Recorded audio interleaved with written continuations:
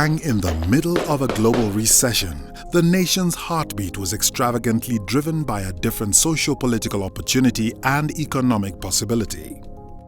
Safaricom dug its heels in to serve the nation's technological appetite. We want to know that within a few months' time, somebody can use his mobile, whether he is in Kisumu, Kisii. That is what we want to hear. I started Safaricom with 5 people. I knew very little about Kenya other than the Masai Mara. When the mobile came, it was very expensive.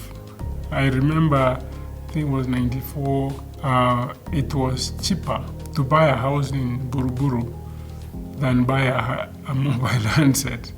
12 months after the licensing of Kensal and Safaricom, and the numbers shot to 200,000, over 10 times what the target was. Then it became clear that this is something that we have been waiting for. We just didn't have a name for it. So all the products and services that we launched from day one, from October the 23rd in 2000, were prepaid. There was no postpaid. You didn't have to fill in a form. You just go to a shop and buy a SIM card. The phones were cheap. Even the billing system we charged per second, not per minute, because people, wanted people only to pay for it exactly what they used. We had customer care that was free, 24 hours a day, 7 days a week. We introduced the low value vouchers, easy to buy, and all of those things contributed to the initial success of Safaricom. I think the only thing that I knew that was going to happen as I was joining Safaricom is that this phone device will be in the hands of most people. Why? Because their strategy at the time was not to focus on the middle class or the upper class. They were focusing on the people who ride on matatus. They were focusing on people in the informal settlement, how to bring them into this revolution, how to make it easy for them to communicate. And from that standpoint, I knew that this company is going to grow. Safaricom became a headline-making company. It wasn't just another company, because we impacted people's lives so much. It was a big story on the business desks. We had to learn on the trot how to cover, this new industry, because previously business was about, industries we are used to. We were very successful in terms of adding subscribers because people liked what we were selling, but we didn't have the capacity to deal with it. And so it was a very challenging time in getting money, getting the network up, keeping up to date with capacity. This little company, this upstart company, could achieve so much. It was a real sense of pride that we could do it. Change was in the air, and it was no accident that the era of telephone communication would forever alter the face of business in Africa.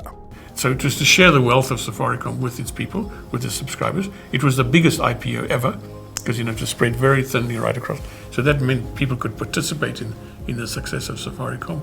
It would allow other outside investors to invest in Kenya. The response by Kenyan and international investors was overwhelming.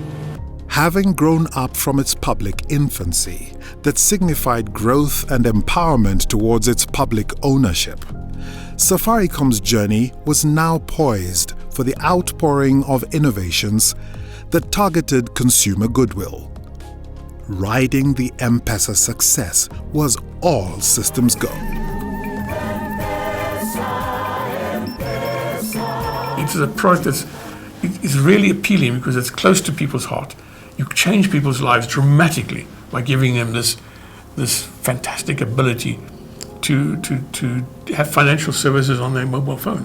When M-Pesa started, like in Kenya, financial inclusion was at 23%. Today it's above 85%, largely, mostly because of M-Pesa. And that's a massive statement in terms of driving and empowering people.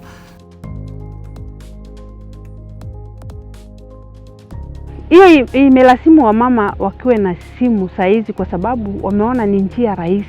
Hata transparency is there now. Hata pesa yetu ya basket itaanza kupitia through M-Pesa. I go to a shop, ask for ugali, ask for boga or mchele, give the total money, I withdraw or lipa na M-Pesa. So it is a great achievement. We continue to listen and to act on the insights from our customers to improve the customer experience. Bob Collymore was instrumental in the launch of many innovative products and services still growing globally. I think Bob grew into this role, just like I grew into this role. It did a great job. And also the growth of the company, because don't take that away, is that the revenue grew, the profits grew, the business grew. On the heels of grasping customer penetration, Safaricom's executive attention geared up to focus on the evolving customer needs and a new generation of entrepreneurs. SMEs are an important part of this country. They are the lifeblood of Kenya. They employ 80% of the population. They are 40% of our GDP.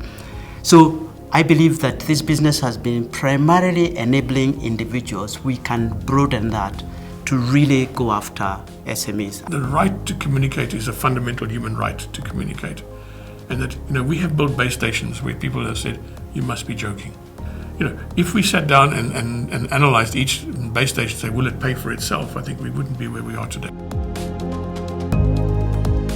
Hii community yetu iko juu sana kwa sababu sasa network imekuja. Safaricom na hii community unaona ni kitu moja. Safaricom has played its role and it really has an extensive network in this country which has enabled provision of connectivity in very far-flung areas, and for this we appreciate very much. Wakati network ameshafunguliwa, kila mtu anauza mbuzi yake moja, ananunua simu na credit pia.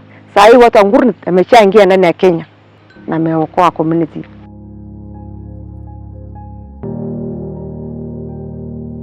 For us in Safaricom, the purpose is about transforming lives. It's about connecting our commercial objectives with improving society, empowering society to improve their social and economic well-being.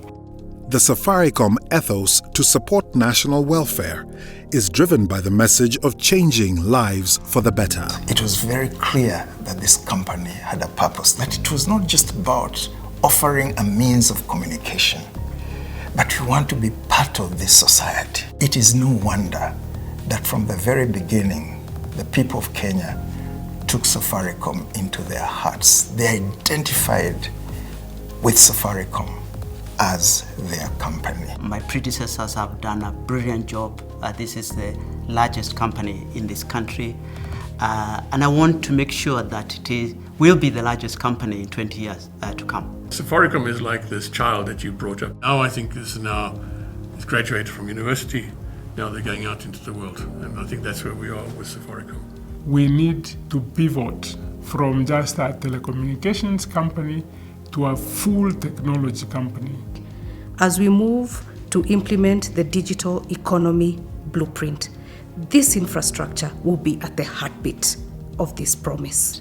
So as technology improves, we need to innovate, we need to continue to be customer obsessed and keep growing, and never forget that our customers and our society is what matters and what makes us who we are. Transforming lives for the better at 20 and going beyond.